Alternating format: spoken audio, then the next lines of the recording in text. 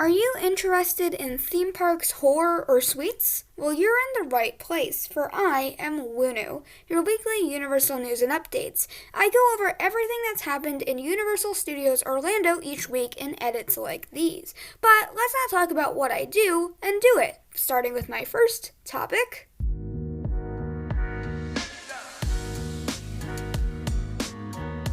Construction, or the sweets from my intro, have come in. Starting us off, the former Ben & Jerry's opened as a Haagen Dazs on Wednesday. On the inside, there was a bunch of different walls. One was just white, another was red, another was wood to give the building color, and I know that different colored walls and stuff isn't that exciting, but I want to give you a full feeling of what the inside of the Haagen Dazs actually felt like. By the counter on the wall, there were pictures promoting the brand's image. Haagen Dazs also serves normal ice cream and toppings, along with special smoothies. The entire menu for the ice cream shop is also listed on screens above the counter. There's also seating and things in here, as you could assume, as it's an ice cream place. And yeah, it's your casual ice cream place, but it's cool that it's open, as this has been closed for months now. Away from sweets, test riders were on the Velocicoaster this week. This has been happening more and more recently, so I'm really excited to see their soft openings, or just excited for summer of 2021 as that is approaching rapidly.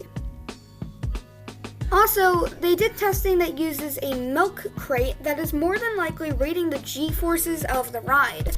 This is just so that, well, obviously they can read the G-forces of the ride, as too many G's can kill a person. However, I think that it's not really a huge deal at this point because they've had people on it a lot, so I don't think the G-forces would be too high, but still, they did it like that. They also just did some general testing, which is normal for the Velocicoaster at this point. I remember when it was crazy that it went over the top hat, but just did testing now. Also, more entrance lighting testing was seen, showing us pulsing red, blue, and white lights. These are the American colors, but they're probably just more sound effects. They're light effects that go with sound effects that you can see here. They look cool, and I'm sure that this queue is going to be very loud and entertaining. As for some smaller additions to the Velocicoaster, greenery was added on the launch bridge of the Velocicoaster, covering up a bunch of wires that were used for the launching system. This just makes it look better and also hides wires, which can really go either way with this type of ride because it's kind of a industrial but also weathered and overgrown look. So really, they could have kept it one way or another, but it's probably safer to have these plants here, so I can see why Universal did this. Finally, for the Velocicoaster, ivy was added along the roofline of the station building. It was also added to some fences up there, and all of this is just adding to the overgrown effects, which I just talked about, and obviously just makes the ride look better. They're the small details that I love. Also, the new construction walls at Spider-Man were taken down. These ones are the shortest ones we've definitely seen, as there's been walls up here for months. Sometimes. However, this one only lasted for a week, and no notable changes happened, but the construction walls are down, so yay! So that's it for this topic. However, in my intro, I did say that horror would be something in this video, so let's not skip over that and look at it in my next topic.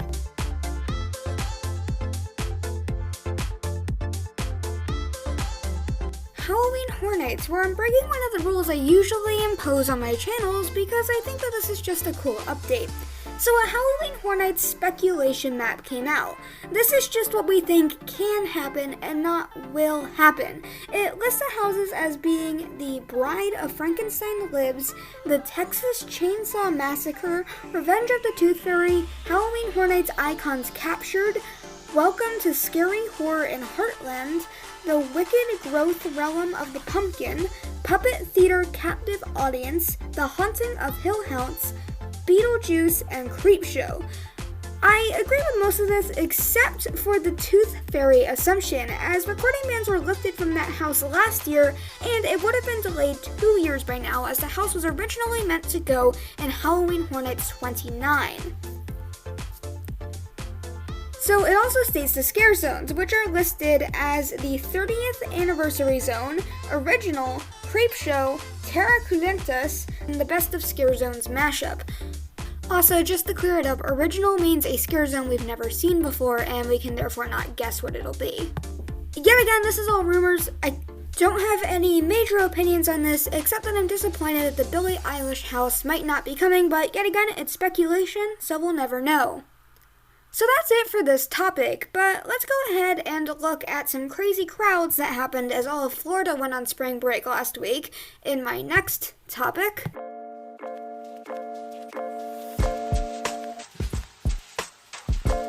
General news, which is actually my longest topic of this video. So starting us off, we have a bunch of seating changes. The first one we can see is in Fast and the Furious, where they now pulse through the pre-show, meaning that they only allow certain people in and the doors for the pre-shows just open all the time. They're never actually closed like they normally are in this ride, they just pulse it through.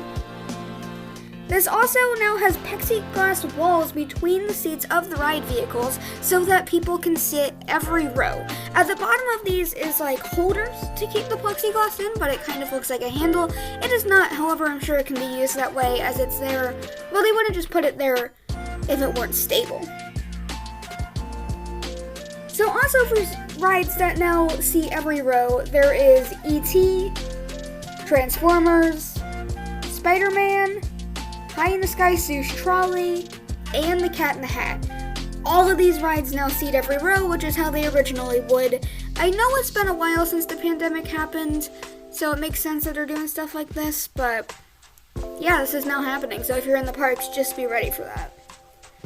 Also, both parks hit capacity on Monday, Tuesday, Wednesday, Thursday, and Saturday. They would reopen each time, however, excluding Thursday. Now, when the parks were closed, standby lines were placed outside of them before they were reopened or letting people in. Also, on Monday, in-between park walkthroughs opened, and that would continue through the week. This can just be expected when there's this many people in the parks, so it's not really that surprising. Also, crowds became so bad that Hagrid's only accepted virtual queues. Now, this doesn't sound insane as it normally does this, however, it's been a while since it's had to do this because of how few people have been in the park. In some other random news, Child Swap has been reopened. This is a thing that allows parents to switch who sits with their child in the end of the queue line so that they can go on rides while their kid does not. These have been closed for quite a bit now, probably because of how enclosed they are. However, we can see because of the seating and everything along those lines that precautions like this have been taken down, and this is one of them.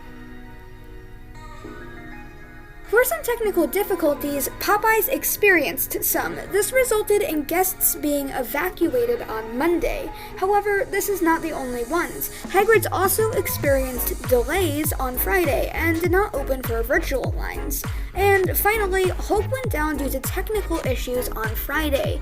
This might have to do with how much they were being used or just not a good week for the rides, but either way, there's been quite a bit of technical difficulties this week. So that's everything that I have for general news, and wow, that was a pretty long topic, but let's look at something that's a bit shorter as my next topic.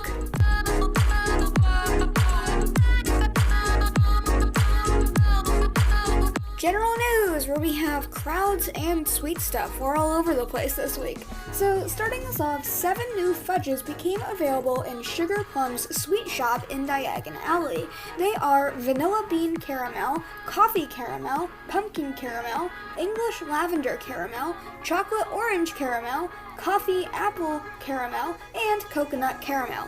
And I probably should have said that they're caramel fudges because, well, that might be obvious by the fact that I said caramel 7 times in that one sentence. Also, a Dippin' Dots stand in Toon Lagoon is just gone. Universal ended their partnership with Dippin' Dots, if you did not know this, and they've been replacing the carts slowly, but I don't think they have a replacement for every cart, hence why this one has just been invansescoed out of existence. Finally, Comic Strip Cafe opened for crowds. This is just a normality at this point. I mean, I've never actually seen Comic Strip open for crowds. This one's normally just open, but it is open. Get it while you can. So So that's everything that I've had in my topics, and I generally push this topic to the end, but I can tell you it's not going to be a disappointment. So let's go ahead and take a look at my final topic.